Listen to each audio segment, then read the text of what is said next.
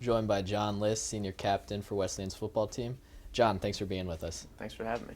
Jon, we have a chance to sit down with you this morning. For those of our viewers at home, where exactly are we?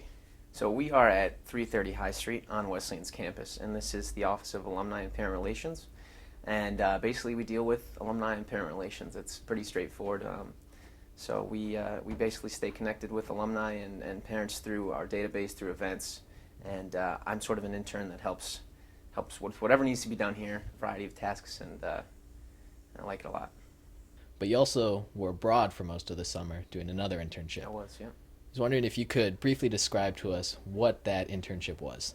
Okay, well, that internship was it was a 7-week summer experience through a program called Operation Crossroads Africa.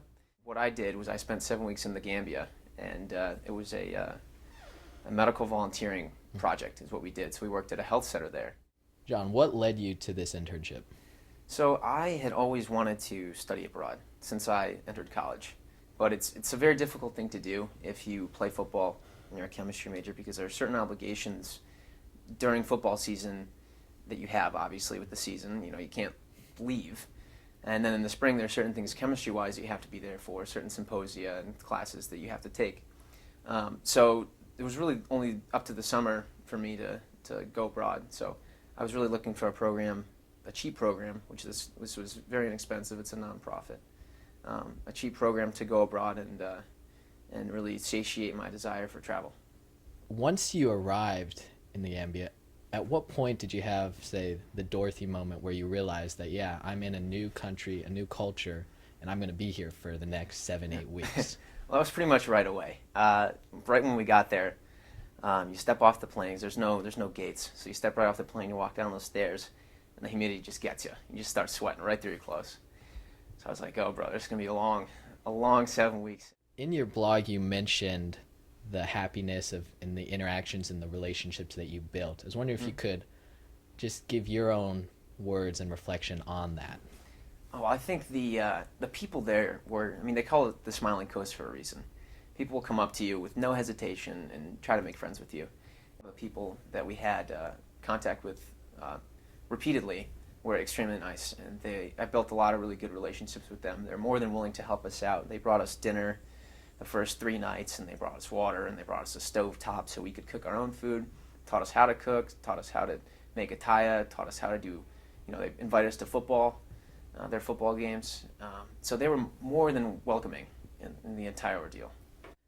From my own travels, I know that running down the street for jogs in the mornings, interacting with the kids, and even just the shopkeepers opening up for business in the morning, you have conversations and smiles and just a willingness to open up to you right away. Oh, yeah. That you don't have back here in the States, Right. where it's, I guess, a faster pace and Yeah. just less willingness to interact with people. Definitely. Yeah, I think the pace of life here is much faster than in the Gambia, and I think, Africa as a whole, it just has a very much more laid-back pace of life, and I think that's something that I'll miss being here. It's just very hustle-bustle and a little more stressful. There it's kind of relaxing and nice pace of life. From following your blog, you worked in various fields, I suppose, while you were there. Wondering what were those experiences like, and did you have one that you particularly enjoyed more?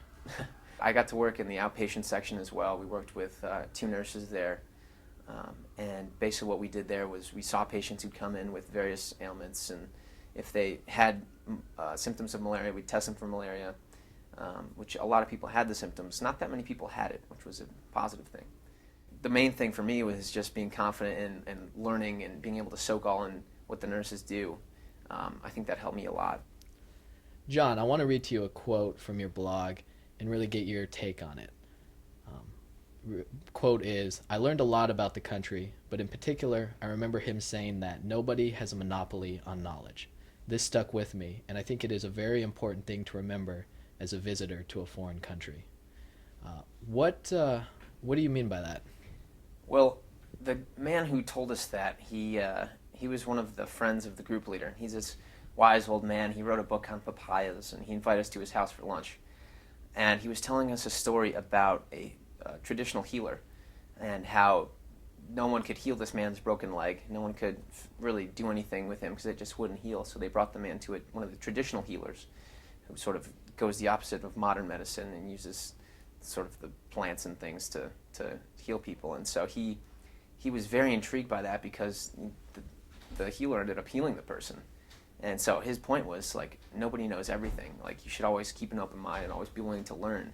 And I think that's especially pertinent to traveling to other countries because, they have a whole separate history and culture that you have no idea about. And you really need to keep that open mind and be willing to share it with others.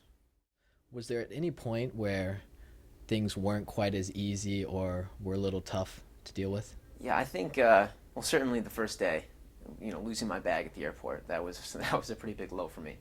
But other than that, there weren't too many lows. I'd say falling asleep was something that was very frustrating for me because you'd be lying there at night and there'd be so many different sounds trying to keep you up and the frogs would be going nuts. So that was sometimes a low, but overall, it was mostly highs. In your words, what is it like on the ground there in Gambia? What do you see? What is the landscape? What do we see when we go there? I think it's very family centered. So when you go there, and I think this is pretty common to a lot of Arabic, like Muslim countries, which Gambia is, and you see a lot of family compounds. So there'd be a big wall around a plot of land, and inside there'd be many houses for the uncle, for the father, for the mother. Everyone in the family lives in that compound, and then that's sort of all you see. You'll see, mango trees popping up every once in a while, but where we were, which was a suburb of the main city, Serekunda, there wasn't a whole lot of wildlife or forests or things. That's more in the country and when you go further east. But on a whole, you see a lot of compounds. You see a lot of family compounds, and a lot of kids. A lot of kids. You've been back in the States for several weeks now, John. I was wondering, do you find yourself thinking back to your time there, and has there been any culture shock coming back to the U.S.? Yeah, I mean, I definitely think about my time there a lot. I think about it pretty frequently, and I think that's partly spurred by the things that I brought back, which is not only photos and gifts from my family, friends, and myself, but also the journal that I kept. It's very nice to look back and read sort of the things that you forget. But I don't think I've experienced really the culture shock, certainly not to the same magnitude that I experienced going there. Coming back, it's been a pretty easy transition, with the exception of driving took me a little bit to get used to, embarrassingly, but other than that, it's been pretty good. John, the title of your blog for the summer was "It's Gambia, Great Experience." And from talking with you this morning, it sounds like it was truly an amazing experience. It was, yeah. I want to just thank you again for sitting down with us, taking time from your busy day. And just from WesPregame, we want to wish you best of luck in your upcoming senior football year. Thank you. It's been my pleasure.